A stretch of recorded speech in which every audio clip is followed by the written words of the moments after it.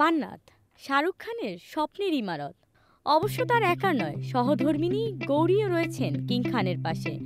দুজনে মিলে মনের মতো করে সাজিয়ে নিয়েছেন এই বাড়ি, যার সামনে চেনা দৃশ্য নায়কের দর্শন প্রত্যাশী জন অরণ্যের ঢেউ।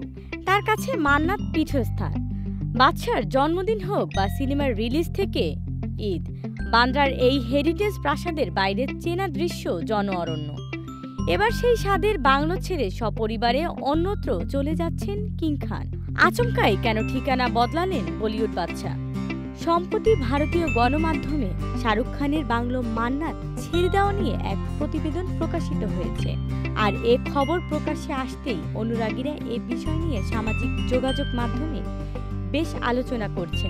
প্রতিবেদনে বলা হয়েছে, এবার স্বপ্নের বাংলো মান্নাতের কলরব আরও বাড়ানোর পরিকল্পনা করছেন গৌরী খান। কিন্তু হেরিটেজ বিল্ডিংয়ে হাতুড়ির ঘা মারার আগে প্রশাসনের অনুমতি পাওয়া আবশ্যক। ইতিমধ্যেই মুম্বাই প্রশাসনের তরফে সেই ছাড়পত্র পেয়েছেন শাহরুখ পত্নী। জানা গিয়েছে ৬ তলার মান্নাতকে এবার ৮ তলায় বিল্ডিংয়ের রূপ দিতে চাইছেন সুপারস্টার দম্পতি। আর সেই জন্যই এবার স্ত্রী সন্তান নিয়ে মুম্বাই খড় এলাকায় পশ্চিমে পালি হিলসের এক বাংলোয় ভাড়া থাকবেন তারা। বলিউড মাধ্যম সূত্রে খবর পাওয়া গেছে, প্রতি মাসে শাহরুখ খানকে পালি হিলসের এই বাংলোর জন্য ১১,৫৪,০০০ টাকা ভাড়া গুনতে হবে। এছাড়াও ৩৩ লাখ টাকা অগ্রিম দিতে হয়েছে। সেজন্য আরেকটি অ্যাপার্টমেন্ট ভাড়া নিয়েছেন কিং খান, যার জন্য প্রতি মাসে ১২ লক্ষ টাকা দিতে হবে বলিউড সুপারস্টারকে।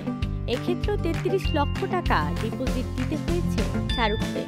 সব মিলিয়ে দুই বাংলোর জন্য প্রতি মাসে ২৪ লক্ষ টাকা খরচ পড়বে অভিনেতার। ১৯১৪ সালে তৈরি মান্নাত মুম্বাইয়ের হেরিটেজ বিল্ডিং, সেখানেই সপরিবারে সংসার সাজিয়েছেন শাহরুখ গৌরী। সন্তানরা ছাড়াও কিং খানের দিদিও এই বাংলোতেই থাকে। মান্নাত ৮ তলা করে গৃহ সাজসজ্জা বাড়াতে চাইছেন তারা, যার খরচ পড়বে আনুমানিক ২২৫ কোটি টাকা।